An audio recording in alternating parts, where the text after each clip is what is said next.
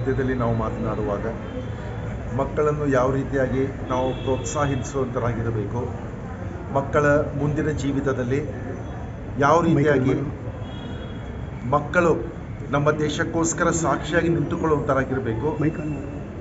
ಮಕ್ಕಳು ಈ ಸಮಯದಲ್ಲಿ ಈ ಒಂದು ಸ್ಥಳದ ಮುಖಾಂತರ ವಿದ್ಯೆಯನ್ನು ಹೊಂದಿಕೊಂಡಿರುವಾಗ ದೇವರ ಆಶೀರ್ವಾದವನ್ನು ಹೊಂದಿಕೊಂಡು ಈ ಒಂದು ಮಿತ್ರಾಲಯ ಶಾಲೆಯ ಮುಖಾಂತರ ಅನೇಕ ಬೇರೆ ಬೇರೆ ಸ್ಥಾನಮಾನಗಳನ್ನು ಮುಂದೆ ಬರುವಂತಹ ದಿನಗಳಲ್ಲಿ ಹೊಂದಿಕೊಳ್ಳುವಾಗ ಮಕ್ಕಳ ಜೀವಿತ ಒಂದು ಒಳ್ಳೆಯ ಸ್ಥಾನದಲ್ಲಿ, ಮಕ್ಕಳು ಆ ಒಳ್ಳೆಯ ಸ್ಥಾನದ ಮುಖಾಂತರ ಅನೇಕರಿಗೆ ಸಹಾಯಕರಾಗಿ ನಿಂತುಕೊಳ್ಳುವಂತರಾಗಿರಬೇಕು.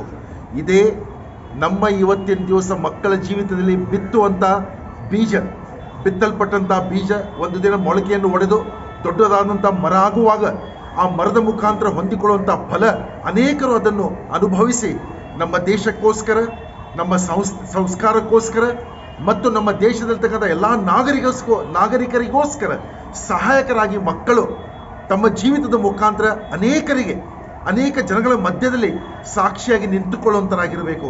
ಇದೇ ನಮ್ಮ ಜೀವಿತ. ಶಾಲೆಯ ಮುಖಾಂತರ ನಾವು ಪ್ರಕಟಿಸುವಂಥ ಕಾರ್ಯ ದೇವರು ಮಕ್ಕಳನ್ನು ಆಶೀರ್ವದಿಸಲಿ, ಅವರು ಮಾಡುವಂಥ ಸೇವೆಯನ್ನು ಆಶೀರ್ವದಿಸಲಿ. ಮುಂದೆ ಬರುವಂತಹ ದಿನಗಳಲ್ಲಿ ಒಳ್ಳೆಯ ಸ್ಥಾನಮಾನಗಳ ಮುಖಾಂತರ ಅನೇಕರಿಗೆ ಅವರು ಸಹಾಯಕರಾಗಿ ನಿಂತುಕೊಳ್ಳಲಿಕ್ಕೆ ಆಗುವಂತೆ ದೇವರು ಮಕ್ಕಳನ್ನು ಮುನ್ನಡೆಸಲಿ. ದೇವರ ನಾಮಕ್ಕೆ ಸ್ತೋತ್ರವಾಗಲಿ.